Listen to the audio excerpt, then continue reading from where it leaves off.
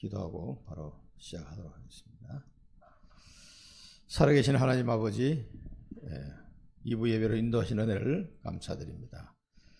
말씀과 함께하는 생활이 저희들 삶에 있어서 영원토록 그 말씀과 동행하며 말씀이 각인되고 말씀이 성취되는 삶을 살아갈 수 있도록 저희들을 인도하여 주옵소서. 예수 그리스도 이름으로 기도드립니다. 아멘. 베드로전서 2장 보겠습니다. 같이 읽겠습니다. 베드로전서 2장 1절에서 5절까지. 베드로전서 2장 1절에서 5절까지 보겠습니다. 베드로전서 2장 1절에서부터 5절입니다. 그러므로 모든 악독과 모든 기망과 외식과 시기와 모든 비방하는 말을 버리고 갓난아기들 같이 순전하고 신령한 젖을 사모하라. 이는 그로 말미암아 너희로 구원에 이르도록 자라게 하려 함이라. 너희가 주의 인자하심을 맛보았으면 그리하라.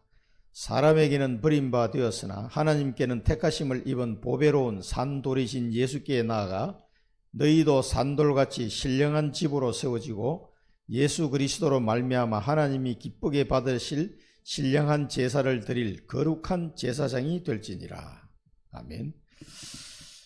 하나님이 기쁘게 받으실 신령한 제사를 드릴 거룩한 제사장이 되려면은 이 말씀의 비밀들을 알아야 됩니다. 하나님의 말씀 속에서 우리가 성장해야만 이 가능한 일이죠. 자, 말씀과 함께하는 생활이 뭐겠습니까? 한마디로 말하면은 말씀과 함께하는 생활은 하나님과 함께하는 생활입니다. 그렇죠? 하나님과 동행하는 방법이 말씀과 함께하는 생활이에요. 우리가 성경에 보면 하나님이 함께 하심으로, 하나님이 동행하심으로 이런 표현들이 많이 나오는데 그게 이겁니다. 우리가 지금도 하나님과 함께하고 성령으로 함께 하시고 말씀으로 나를 인도하십니다. 그래서 항상 하나님의 말씀과 함께하는 생활이 되면은 하나님과 동행하는 이 축복을 누리게 되어 있습니다. 그러면은 이 하나님의 말씀이 어떤 것인지 또 대략적인 줄거리가 어떻게 되는지 오늘 그거를 좀 봐야 되겠습니다. 서론에 보면요, 성경은 약 1500년간 40여 명의 저자가 하나님의 감동으로 써놓은 글을 한 권으로 묶어놓은 책이다. 기록된 목적은 교양이나 학문을 위해서가 아니라 하나님의 구원에 관한 지식과 하나님과 동행하는 생활에 필요한 여러 가지 지침을 주기 위함이다. 자, 그래서 성경 말씀은 첫 번째 뭡니까? 성경은 영혼의 양식이다. 우리가 육신의 양식은 밥을 먹어야 되잖아요.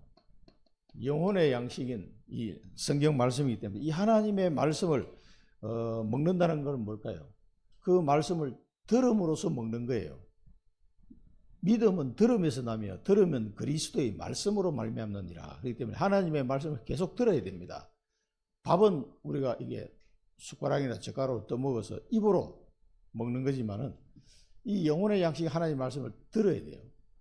들으면서 우리의 마음과 생각 속에 내 영혼 속에 각인이 되어지고 아멘이 나오는 거죠. 거기서 이제 믿음이라는 게 또 연결이 되기 때문에 그리고 우리 영이 이제 살찌고 건강하고 이렇게 하나님의 제사장의 직분을 감당할 수 있을 정도로 딱 성장해야 되는 거죠. 우리가 지금은 모든 예수 믿는 사람이 다 제사장인데 구약시대로 말하자면 불신자들을 살려야 되잖아. 그들의 죄를 사해주는 역할을 제사장으로서 해야 되는데 내가 아는 게 없어. 이 복음의 비밀을 내가 몰라. 그러면 그 역할을 할 수가 없는 거예요. 자, 베드로전서 2장 2절에 나온 것처럼 신령한 어린 아이와 같이 신령한 젖을 사모하라. 신령한 젖이라고 표현해요. 먹고 아이들이 자라는 양식이죠. 양식. 그 다음에 마태복음 4장 4절에는 뭐 이건 베드로전서 2장 2절이고요. 예수님이 말씀하십니다. 신명기 말씀을 인용해서 예수님이 하신 말씀이죠. 사람이 떡으로만 살 것이 아니요 하나님 입에서 나오는 말씀으로 살 것이니라. 마태복음 4장 4절. 그래서 이게 사람이 육신만 있는 존재라면 그냥 밥만 먹고 떡만 먹고 살면 돼요. 이 떡이 이제 빵이죠. 서양 사람들은 빵. 우리는 뭐 밥이라고 해야 되는데 떡으로만 살 것이 아니요 말씀으로 살아야 된다. 왜냐하면 인간은 육신만 있는 존재가 아니고 영적인 존재이기 때문에 그렇습니다. 하나님의 말씀, 동물들은 하나님 말씀이 필요 없어요. 뭐 들을 수도 없고 이해할 수도 없고 이 말씀이 마태복음 4장 4절 말씀이 신명기 8장 3절 말씀을 인용해서 이렇게 하신 겁니다. 그래서 사람은 말씀을 들어야 돼요.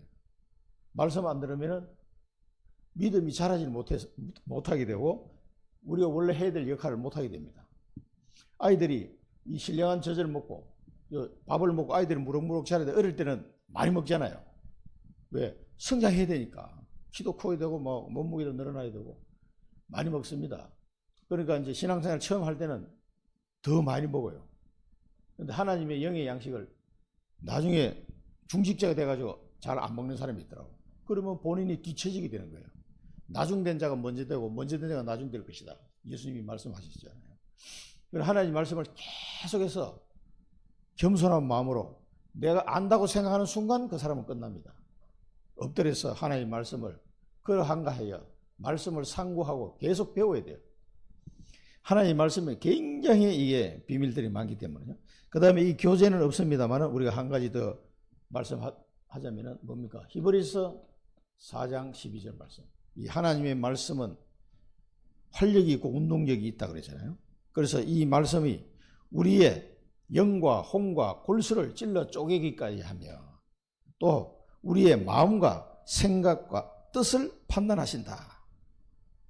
그래서 이 말씀으로 우리를 치유하시는 거죠.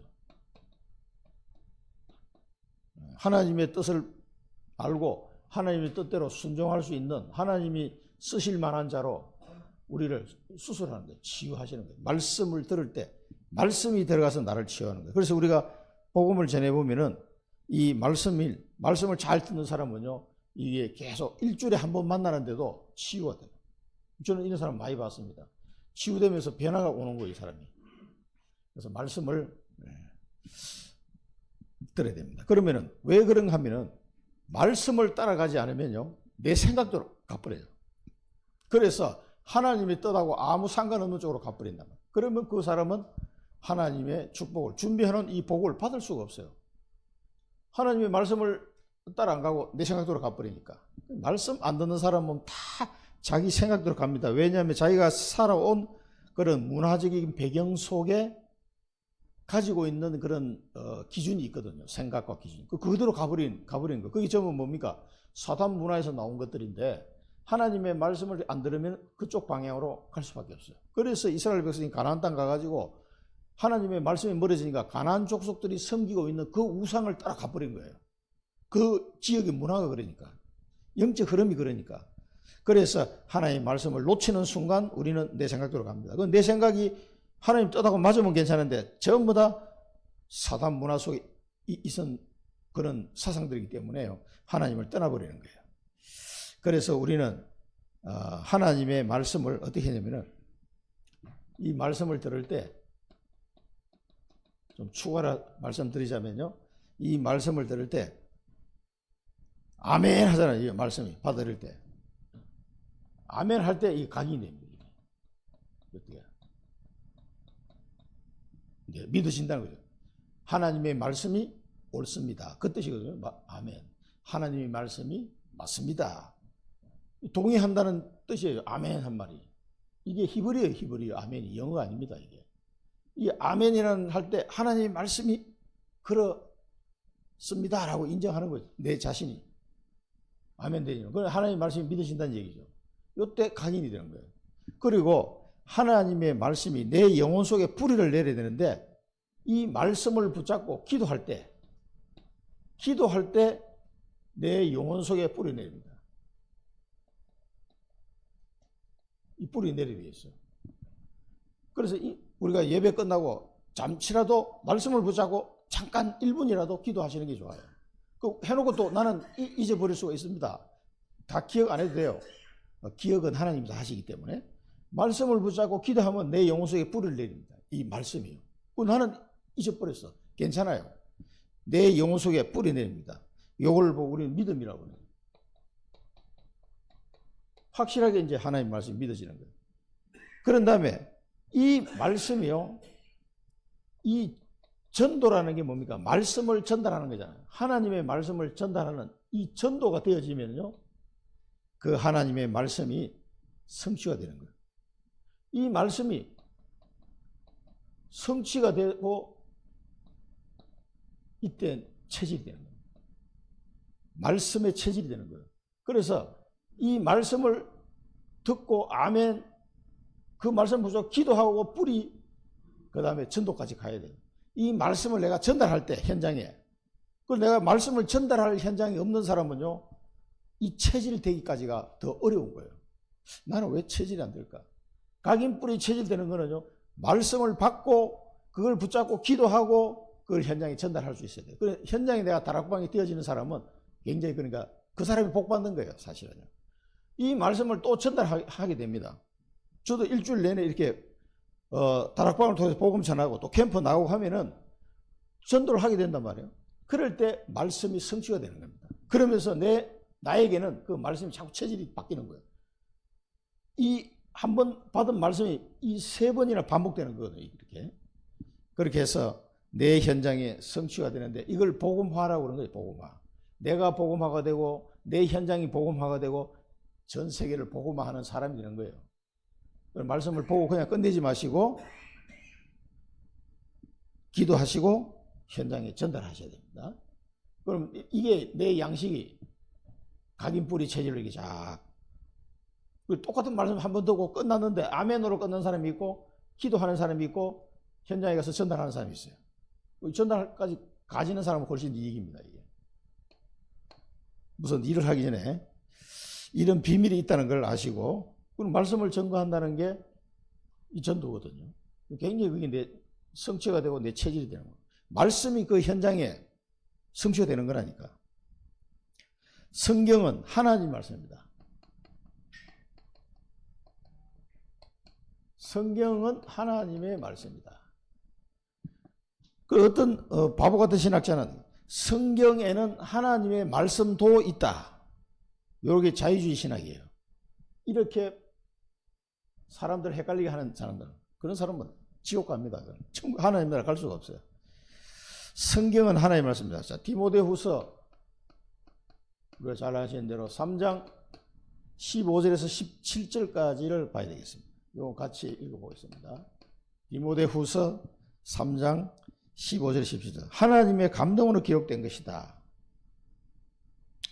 바울이 디모데에게 편지를 보낸 것 중에 자 디모데후서 3장 15절에 17절 말씀 한번 보겠습니다. 또 어려서부터 성경을 알았나니 성경은 능히 너로 하여금 그리스도 예수 안에 있는 믿음으로 말미암아 구원에 이르는 지혜가 있게 하느니라.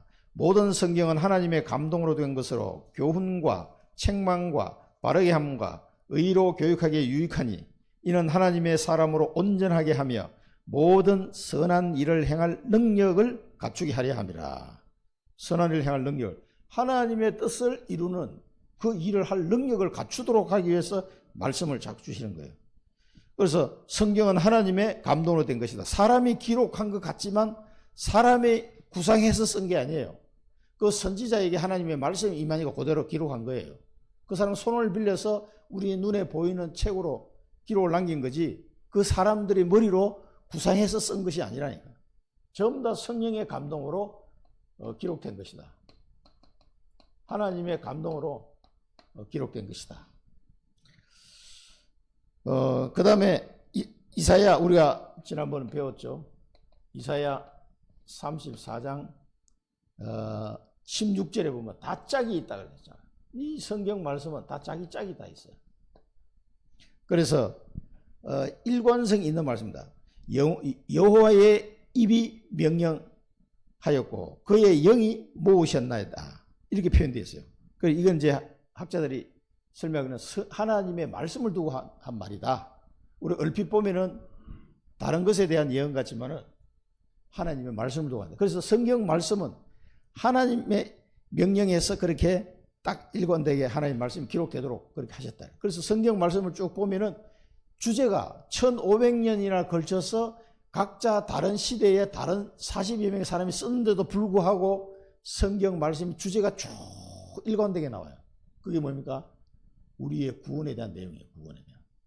자, 그래서 하나님의 말씀은 성경은 성경으로 해석을 하는 것이 가장 좋다. 그래서 제가 계속 성경 구절을 추가로 드는 거예요. 이사야서를 보지만 베드로후서, 계시록, 요한복음이 오늘 연결된 것처럼 다 짝이 있어요. 그 설명을 하고 있어요. 그리고 그렇게 보면은 이해가 빠릅니다. 그래서 오늘 구약은 39권으로 되어 있고 창세기부터 말라기까지 39권으로 되어 있고 신약은 27권으로 되어 있죠. 신약은. 그래서 합쳐서 66권이 되는데 지난 주일날 유 목사님이 설명한 게 가장 제가 볼 때는 쉽게 설명한 것 같아요. 창세기에는 뭡니까? 우리 인간의 문제가 뭐냐? 우리 인간의 이 문제를 해결할 답이 뭐냐? 이게 창세기에 나와 있다. 그 다음에 출애굽기는 출애굽을 말하는 것 같지만 출애굽이 아니고 흑암을 어떻게 꺾느냐? 출흑암에 대한 내용이다. 그래서 이때 나온 건 피제사를 드리러 가라. 도대체 이 피제사 의미가 뭔지를 설명하고 있습니다. 그래서 광야에 나와서 시내산 앞에서 엄청난 피제사를 드리죠. 그거 보면 진짜 뭐라고 표현해야 될지 모를 정도로 엄청난 피를 흘립니다. 짐승들을 잡아서. 그러니까 레위기는 뭡니까? 예배가 뭐냐? 하나님께 드리는 예배. 그래서 성막을 짓고 예배를 드리는데 5가지 피제사를 통해서 하나님께 예배를 드리는 거예요. 예배가 어떤 것이냐? 하나님이 임재하는 이때가요. 엄청난 겁니다, 이거. 그 다음 민수기에는 왜 12지파와 12지역을 분배하라고 해놓냐? 12지파, 12지역. 그래서 여기에 대한 우리의 사명을 깨달으는 거예요. 하나님의 백성의 사명. 신명기는 뭐냐? 절대로 잊지 말라고 각인하는 작업이에요. 이게 모세오경인데 이걸 통해서 이 뒤에 많은 사사가 왔어요. 사사시대. 사울왕, 다윗왕, 솔로몬왕, 왕정시대가 왔습니다. 아론 제사장을 비롯해서 수많은 진짜 훌륭한 제사장들이 왔습니다. 이사야 선지자, 사무엘 선지자, 이 선지자들이 왔습니다. 이 뒤에 수많은 선지자가 왔는데 그래도 안 되는 거예요. 계속 시대가 반복되는데도 이스라엘 백성이 또 우상숭배로 빠지고 또 그래서 7번이나 멸망하는 고통을 당해요. 이게 구약성경 기록이에요. 그리고 400년 동안 말씀이 쫙 끊어졌다가 드디어 이 구약성경에서 이렇게 해도 안 되는데 이 답으로 온 창세기 3장 15절 아까 오늘 그 목사님이 잘 설명하셨는데 그 사복음서 이 복음서에는 우리 인생의 답을 그리스도라는 답을 설명하고 있습니다. 그리고 사도행전은 뭡니까? 길이 되는 거예요. 우리가 어떻게 가야 되는지 그 길을 알려주고 있는 거예요. 사도행전. 나머지 서신서는 뭡니까? 사도들의 서신서는 정인문서다. 정인문서. 이렇게 했더니 이런 증거가 나왔다는 거예요. 정인문서예요. 그 다음에 마지막으로 계시록은 마지막 때가 왔는데 두려워하지 말라, 염려하지 말라. 환란이 오고 핍박이 오는데 아무 걱정할 거 없다. 이게 성경의 줄거리예요. 66권에. 이런 비밀들을 우리 알아야 됩니다. 오늘 여기서 이 성경 말씀이고 성경의 줄거리를 해가지고 오늘 교재에 또 좀 설명이 되어 있는데 하나님은 세상과 인간을 창조하셨다. 창조. 그래서 창세기 1장 27절, 28절 보면은 뭡니까? 여러 가지 창조를 하셨지만 인간을 창조하신 것, 인간을. 근데 인간을 창조하는 게 뭡니까? 하나님의 형상으로 창조했다. 이게 중요한 거예요. 하나님의 자녀는 유일하게 인간밖에 없어요. 그리고 이들에게 만드시자마자 복을 주셔, 복을.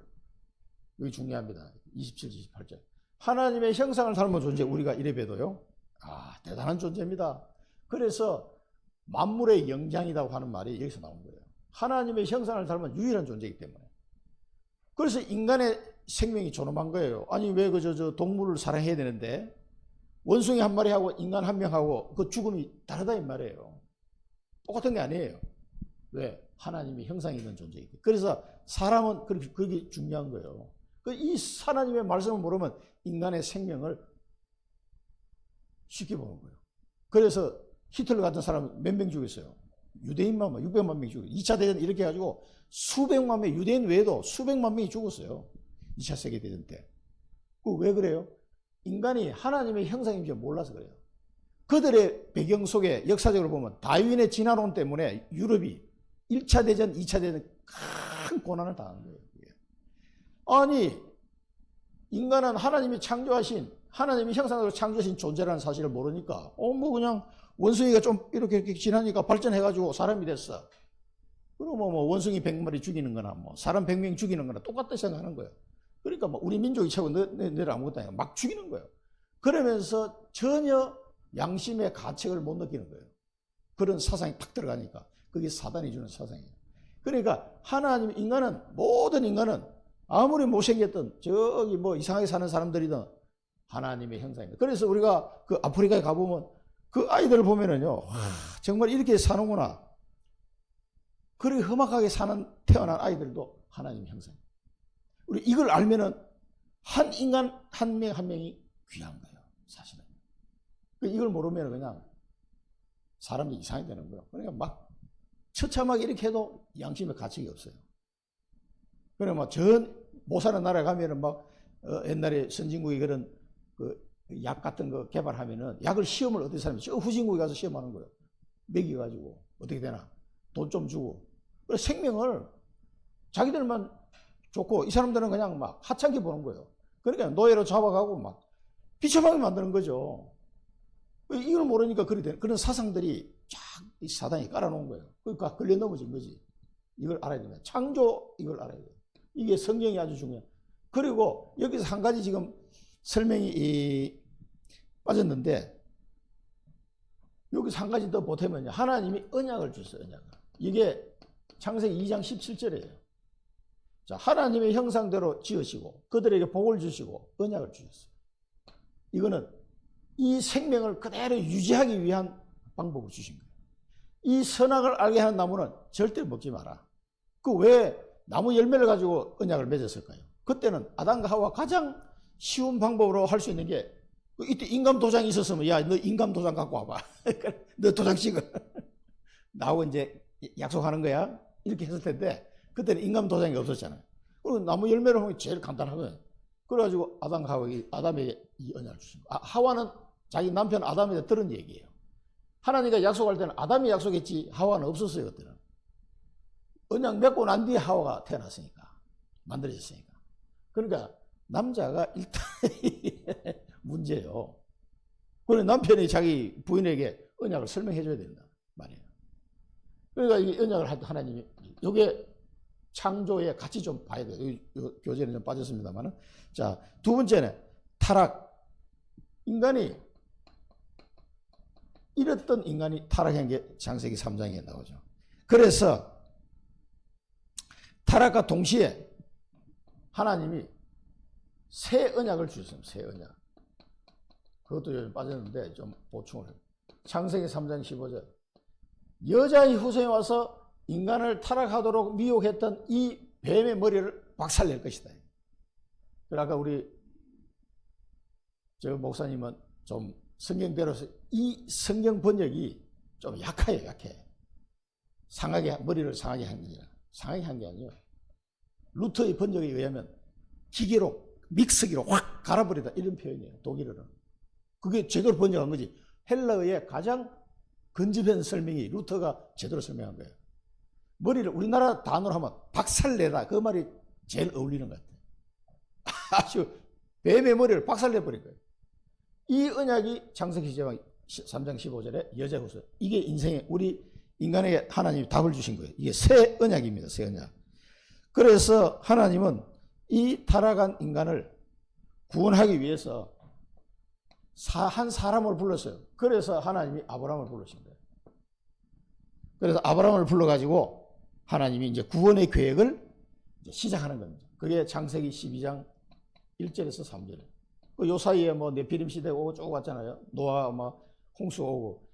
그래서 너로 말미암아 열방이 복을 받게 할 것이다. 그 이제 아브라함을 통해서 하나님이 온 인류를 구원할 계획을 이제 시작했다 이 말이에요. 구체적으로 아브라함 불러가지고. 이게 이제 성경의 줄거리예요. 그래서 이 아브라함의 후손으로 태어난 누굽니까? 이삭, 야곱. 아브라함의 손자 야곱 이름이 너 이름을 야곱이라 하지 말고 이스라엘이라 해라. 엄청난 이름을 받았습니다. 하나님과 사람과 교류 이겼다. 이러죠. 하나님과 교류 어떻게 이깁니까? 그 이름을 주셨어요. 네 이름은 야곱이 아니고 이제 이스라엘이다. 이스라엘 이걸 통해서 하나님이 한 민족을 이루신 거죠. 12지파.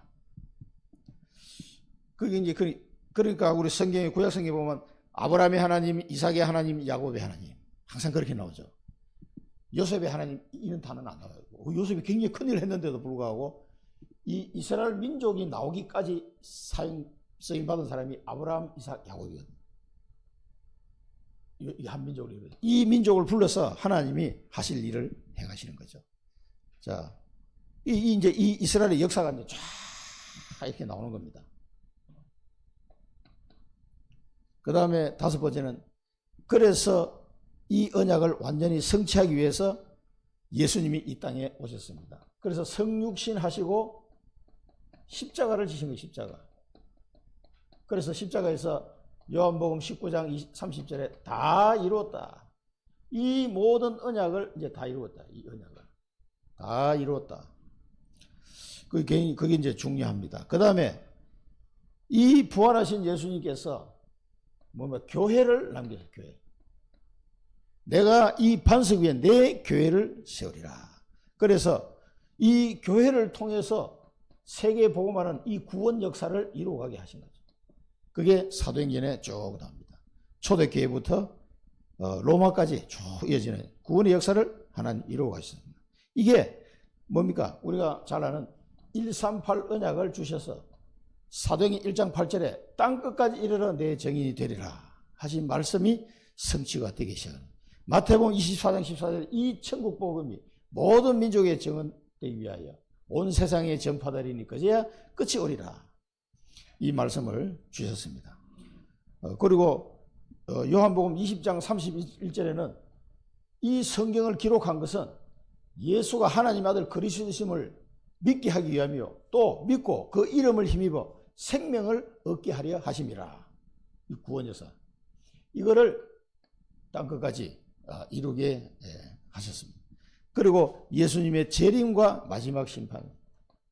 반드시 예수님은 재림과 심판주로 재림하시고 심판주로 오실 것을 말씀하고 있습니다. 우리 요한복음 사도행전 1장 11절에 뭐 나옵니까? 천사가 그 제자들에게 말하는 내용이 나오죠. 이르되 갈릴리 사람들아 어찌하여 서서 하늘을 쳐다보느냐? 너희 가운데서 하늘로 올려지신 이 예수는 하늘로 가심을 본 그대로 오시리라 하였느니라. 재림에 대한 약속이죠. 예수님께서 직접 약속하신 것도 있습니다. 요한복음 5장 22절에 보면요. 요한복음 5장 22절에 보면 아버지께서 아무도 심판하지 아니하시고 심판을 다 아들에게 맡기셨다. 5장 22절. 아들에게 심판을 맡기셨다 그랬어요. 그러니까 심판주로 오실 거라는 얘기죠. 재림은 요한복음 사도행전 1장 11절. 자, 그 다음에 27절에 보면 밑에 27절에 보면 또 인자됨으로 말미암아 심판하는 권한을 주셨느니라. 이렇게 또 표현하고 있습니다. 예수님이 직접 하신 말씀이니까요.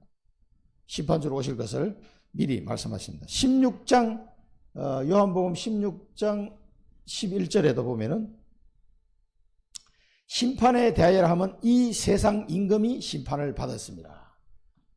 자, 요한복음 16장 16절은 뭡니까? 이 세상 임금 누굽니까? 사단 마귀예요. 이 세상 임금이 심판을 받았습니다. 이 심판을 하시는데 이 세상 임금을 심판하시겠다는 거죠. 이걸 심판하시겠다는 거죠. 사단을 박살내겠다 이 말이죠. 그 다음에 마지막 8번째는 완성된 하나님의 나라. 그 오늘 우리가 읽었던 1부 때 봤던 말씀, 새 하늘과 새 땅. 이게 완성된 하나님 나라. 계시록 21장 1절부터 7절까지 오늘 1부 때 우리가 봤는데 그 새 하늘과 새 땅을 준비하셨다 그랬어요. 자, 이런 내용이 성경이 전체 줄거리다. 요거는 요지를 말씀드린다고 그러면 전체 쭉 흐르면 이렇게 진행이 성경이 기록이 되어 있습니다. 그러니까 한마디로 이야기해 뭡니까? 이 성경을 모르고서는요, 뭡니까? 세계 역사를 이해할 수가 없어요. 하나님이 이 역사를, 인류 역사를 어떻게 인도하시는지, 그리고 미래를 정확하게 알 수가 없습니다. 성경에 이미 미래가 다 나와 있어요. 이 세상 사람들은 모르고 막 가는데 성경은 미래를 말하고 있습니다. 반드시 이 지구는 멸망하게 될 거예요. 그래서 하나님은 새 하늘과 새 땅을 준비하셨다 그랬습니다. 자, 그러면 성경을 읽어야 될 이유. 성경 읽기. 요 이유가 뭐냐? 성경 읽어야 될 이유. 배우고 확신한 일에 가라. 구원의 지식, 바른 진리, 바른 생활, 온전한 사람, 사역의 능력, 이런 것들이 성경을 통해서 나오는 거니까 성경을 읽어야 되는 이유는요, 우리의 심령 속에 하나님의 말씀이 각인 뿌리 체질될 수 있도록 하기 위해서 계속 읽고 묵상하고 듣고 해야 됩니다. 그리고 이 성경을 읽음으로써 이 각인 뿌리 체질을 왜 되냐면은 단순히 지식을 내가 얻는 것이 아니라 하나님의 말씀이 나를 인도하시도록, 맞습니까? 내 생각이 내 인생을 인도하는 것이 아니라 하나님의 말씀이 내 삶을 인도하시도록 각인뿌리 체질이 되어야 된단 말이에요. 그리고 하나님의 말씀이 성취되는 내 삶이 되어야 돼요. 이게 가장 제 축복입니다. 이 성령이 깨닫게 하는 이런 말씀이 인도하시고 말씀이 성취된 내 삶이 돼요. 이걸 보고 하나님이 동행했다 이렇게 얘기하는 거예요. 이게 하나님이 동행하는 삶입니다. 하나님의 말씀이 내 인생을 인도해 가시고 하나님의 말씀이 내 삶 속에 성취가 되고, 그게 뭡니까? 하나님이 동행하는 삶. 요셉이 여호와께서 요셉과 함께 하셨으므로 범사에 형통하였더라. 그게 뭡니까? 이거예요. 다윗도 마찬가지고 하나님이. 그래서 우리는 하나님의 말씀을 보는 거예요. 그리고 이 말씀의 내용도 알아야 되고 실제로 말씀이 나를 인도해 가고 성취되도록 각인뿌리 체질돼야 되는 거예요. 안 그러면은 그냥 지식적으로 알고 끝나버려요. 자, 이게 말씀과 함께하는 생활에서 오늘 교제를 통해서 우리가 이 은혜를 받습니다. 오늘 하나님의 말씀이 내 속에 각인뿌리 체질되도록 아멘, 기도, 전도, 그리고 말씀이 나를 인도하시고 성취되는 이 축복을 매일 누리시기를 축원드립니다. 기도하겠습니다. 살아계신 하나님 아버지, 하나님의 말씀을 듣게 하시고 말씀을 묵상하게 하심을 감사드립니다. 항상 이 하나님의 말씀이 내 마음속에 잘 각인되고 뿌리 내리고 체질될 수 있도록 성령으로 역사해 주옵소서. 내 삶이 남은 여생이 말씀의 인도를 받는 삶이 되게 하시고 그 말씀이 성취되는 인생이 되어서 늘 하나님과 동행하는 삶이 되게 하옵소서. 예수 그리스도 이름으로 기도드립니다. 아멘.